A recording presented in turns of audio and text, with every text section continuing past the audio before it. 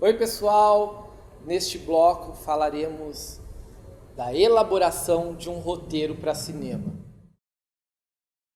Lembra do argumento escaletado que já tinha o cabeçalho ali, cena, agora sim, né, numerada, cena 1, interna, casa de Yara, quarto, tracinho dia, e tinha uma descrição da ação dela dentro do quarto, e aí ela virava e tinha a outra pessoa. Então agora nós vamos criar toda essa estrutura. Então, ó, cena 1, né, interna, isso se chama cabeçalho. Aí nós vamos ter, dentro dessa construção de cabeçalho, a ação e o diálogo do personagem, ok? Você vai descrever, né, que a Yara entrou serena, ou ela entrou demonstrando ódio através do olhar, e ela se dirige até o travesseiro, levanta, retira a faca, e quando ela vira, ela encontra o João. O João vai falar o que para ela? O que você está fazendo, Yara? O que é isso, Yara? Ou simplesmente, Yara? Ela não responde, porque ela não quer responder. E ela simplesmente segue adiante. O João fica na sua frente. Ela pede, aí sim ela pode ter um diálogo dizendo que ou ele libera a passagem, né, ou ela pode terminar com os 3 pontinhos, né, ou você libera a passagem, ou então, João, simplesmente, João, olhar fulminante, faquinha na mão, ela já disse tudo. Ok? Então, pessoal, vocês têm que perceber se esse diálogo da Yara está de acordo com o momento. Então, ela vai dizer, João, sai da minha frente. Aí você pensa... ela simplesmente, olhar fulminante, com a faquinha na mão, João, entendeu? Eu não sou ator, tá, gente? Então eu não vou conseguir aqui fazer o olhar fulminante. Mas vocês perceberam que apenas ela dizendo João mostra que ela tem um apreço pelo rapaz, porém, se ele continuar na frente dela, atrapalhando o que ela pretende fazer, ela vai esfaqueá-lo. O João, sentindo aquilo, vai para o lado e a Yara sai com a faca na mão. Cena 2. Yara descendo as escadas. Ela está tão furiosa, ela está tão envolta na ira, que ao tropeçar, a faquinha pegar num dos dedos dela, ela nem sente. Ela simplesmente vê o sangue, porque ela quer o quê? O objetivo, lá na frente. Então, não há necessidade da Yara dizer nada. Essa cena, só a ação dela tropeçando, rasgando o dedo, ela olhando e simplesmente... não quero nem saber porque aconteceu aqui comigo, eu quero ir lá porque eu quero matar tal pessoa, isso daí já diz tudo, tá ok, pessoal? A gente vê alguns casos em que o ator, né, numa história de fantasia, pega a espada, aperta aqui, ela é a laser, aí cresce a espada laser, e aí ele diz, estou com a espada laser na mão e vou te cortar ao meio. A mesma cena, ele simplesmente cresceu a espada aqui, Qual cena que vale? A segunda. Porque ele não precisa dizer que ele está com uma espada laser, mostrar a espada crescendo e vou te cortar. Ele simplesmente, quando ele apertou o botão, a espada cresceu. O pessoal já percebeu que a espada é a laser. E ele foi e cortou a pessoa ao meio, tá? É a cena meio doida, mas ela é para vocês entenderem a diferença. Quando colocar um diálogo, quando eliminá-lo. Pessoal, atenção entre o final de uma cena e o início da outra. Deixe sempre um gancho para a próxima cena. Mesmo que esse gancho ele seja uma grande transição, tá?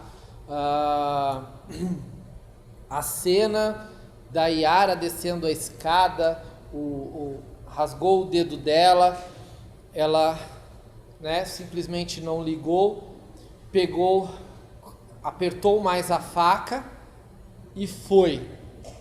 Apertou a faca e foi. A próxima cena, a mãe dela pegando a faca aqui e cortando uma outra faca, cortando legumes, sem perceber que a filha passa por trás, né, vai para a rua. Então, você nota que quando a Yara pegou a faca, apertou e ela foi na escada, já cortou para a faca. Ela fez uma transição de uma faca para outra, a mãe cortando o legume e ela passando atrás. A mãe pode não ter percebido, mas mãe é mãe, né? Então a mãe pode sentir que algo estranho está acontecendo. Então ela para, ela vira e ela volta a cortar e ela larga, passa a mão na blusa, no avental, né? E ela pega e sai, sobe a escada. Então você conseguiu fazer uma transição e essa mãe vai ter depois uma importância na cena lá em cima. Por isso que teve que ser criada essa cena dela aqui, ok? Mas não foi uma cena que foi colocada de lado, sabe? Ela teve uma importância porque mostra a Yara passando atrás dela, né? Que é a sequência, e mostra essa mãe tendo o sentimento, o sexto sentido da mãe para com a filha, ok? O roteiro de um longa-metragem, ele geralmente segue uma estrutura linear, da qual os primeiros 10 minutos você apresenta os personagens e a situação. Aqui, no 10º minuto, ele vai ter algo que vai causar um ponto de virada na história. E aí vai desenrolando a história, desenrolando, até chegar num clímax do filme, tá? E aí, depois do clímax, ele volta a desenrolar e cai nos últimos 10 minutos que você vai fazer o desfecho da história. Apesar de ter essa estrutura linear, você não necessariamente precisa segui-la. O ponto de virada vai ter que ser apenas do 10º minuto do filme. Não, você pode fazer o ponto de virada já na primeira cena. Acontecer na primeira cena. A pessoa está dirigindo ali, está feliz, tal, e de repente, bum! Deu o impacto, aconteceu um acidente. E aí mostra depois essa pessoa saindo do carro toda machucada, ok? Tem um filme que é antigo, chamado Sociedade dos Poetas Mortos. O grande clímax do filme não necessariamente pode ocorrer no meio do filme. No Sociedade dos Poetas Mortos acontece já quase lá no final, quando um dos personagens se mata. Um dos meninos, um dos poetas ali. E essa morte dele é que leva para o desfecho da história. Assistam esse filme e vocês vão entender bem sobre essa questão do clímax, ponto de virada e como tecer essa linha para contar um roteiro. Poxa, Xande, você falou no 10º minuto. Como que eu vou saber se eu estou no 10º minuto ou no 9º minuto? Eu quero assim, eu quero saber. Eu quero fazer o ponto de virada lá no 9º, no 10º. Cada lauda a gente estipula como sendo 1 minuto do filme. Então, se um filme tem 120 minutos, 2 horas, ele basicamente terá 120 laudas, 120 páginas. Tá? Existem alguns sites, como o Celtics e tantos outros, Final Draft, meu inglês não é bom, tá, gente? Mas vocês entenderam. Eles têm como você montar a estrutura de um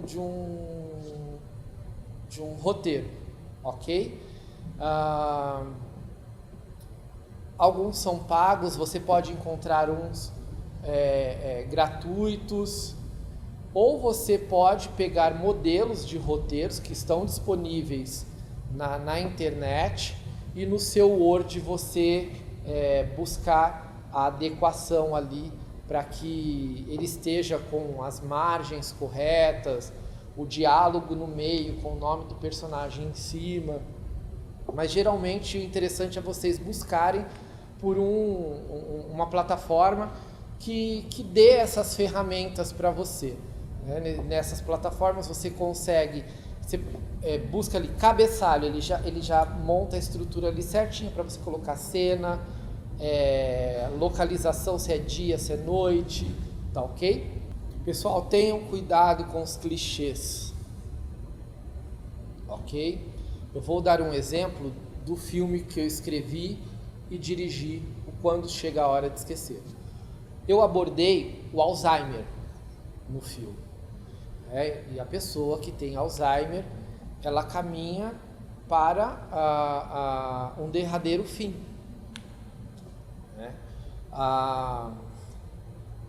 Lógico que a personagem iria morrer. Então, eu vou criar a cena dela morrendo, ou a cena dela do velório. Não há necessidade. Esse é um spoiler que eu vou dar, mas é um spoiler já previsível, porque as pessoas que assistem o filme sabem que ela irá morrer em algum momento do filme, ok? Ela dança, ela é uma senhora que escreve poesias e ela também dança. E ela tem os seus sapatinhos ali. E no final do filme, no final do filme, nesse momento do filme, o que eu mostro? Quando o filho está se despedindo da mãe lá no hospital, mostra ela dançando depois, e aí ela larga os sapatinhos, ela deixa os sapatos e ela caminha e vai embora. Ou seja, é uma simbologia do que? Ela está deixando o corpo. E essa é uma das cenas em que as pessoas se emocionam muito. Eu ia ao cinema, sentava na plateia e ficava observando as pessoas. E eu notava que neste momento as pessoas se emocionavam demais. Por quê? Porque ela era uma cena poética, era uma morte da continuação da vida em outro momento, e ela deixou os sapatinhos que ela tanto amava, que ela tanto dançava, ali. Outra coisa que eu quero falar é sobre os amuletos. Se você conseguir ter um amuleto no teu filme que possa levar uma história, é interessante. Os amuletos, às vezes, eles se transformam em personagens. No caso do filme que eu escrevi e dirigi, Quando Chega a Hora de Esquecer, como eu já disse agora há pouco, a personagem principal, ela escreve poesias, era uma poetisa. E ela tinha um caderninho do qual ela escrevia as poesias ali, né? E conforme o Alzheimer vai acometendo essa personagem, ela começa a deixar as poesias pela metade até o momento em que o caderno fica em branco. Apesar do filho notar que algo estranho está acontecendo, porque a mãe deixou a chave do carro dentro da geladeira, ela colocou açúcar no café, sendo que ele gosta de café amargo, e tantas outras coisas, quando o filho nota que o caderninho dela está com poesias pela metade, depois elas ficam em branco, os espaços estão ali em branco, aí sim o filho percebe que algo de estranho realmente está acontecendo com a mãe. E aí sim ele leva ela para o hospital. Então vocês percebem que o caderninho, ele simplesmente não estava ali por estar, tá? Ele simplesmente, ele não estava ali por estar, ele simplesmente fazia parte da história. E é lógico que esse spoiler eu não vou contar, mas esse caderninho encerra as últimas cenas do filme. Ele simplesmente é o personagem ali que vai contar os últimos momentos da história. Para assistir o filme, ele já está liberado na internet, no YouTube, Quando Chega a Hora de Esquecer, um filme de Xande Novaski. Entrem lá no YouTube e assistam ele, vocês vão entender como que é essa questão do amuleto, como que é essa questão, né, de criar uma cena, como eu criei, poética para a morte, não há necessidade de colocar caixão e tantas outras coisas, ok? E falando do final de um filme, não vou contar o final de Quando Chega a Hora de Esquecer, tá, gente? Mas o final do filme, ele tem que deixar uma reflexão. Ele não necessariamente tem que encerrar de forma bonitinha, linda, como a telenovela faz, ok? O filme, ele pode encerrar de uma forma surpreendente e deixando uma reflexão para o público. Esse é o papel do cinema, ok? O público tem que sair pensativo. Ele tem que sair imaginando o que vai acontecer depois disso. Será que o que esse filho viveu com essa mãe, enquanto ela estava com Alzheimer, não bateu em mim para que eu passe a olhar a minha mãe, o meu pai de forma diferente, né, sabendo que a vida é efêmera, ela é como um sopro, né? Então o filme, ele precisa trazer essa reflexão, mesmo que ele seja uma comédia, tá, gente? Ele precisa deixar algo no público. Pessoal, primeiramente eu quero agradecer a sua participação, ok? E agradecer toda a equipe do Fest Jovem pelo acolhimento e por esse espaço para que eu pudesse passar um pouco do que eu sei, e a partir daí vocês iniciarem aí o processo de escrita criativa de roteiros, e espero em breve olhar uma plataforma, olhar um canal de YouTube, ou mesmo ir no cinema e assistir um filme escrito por um de vocês. Muito obrigado, gente.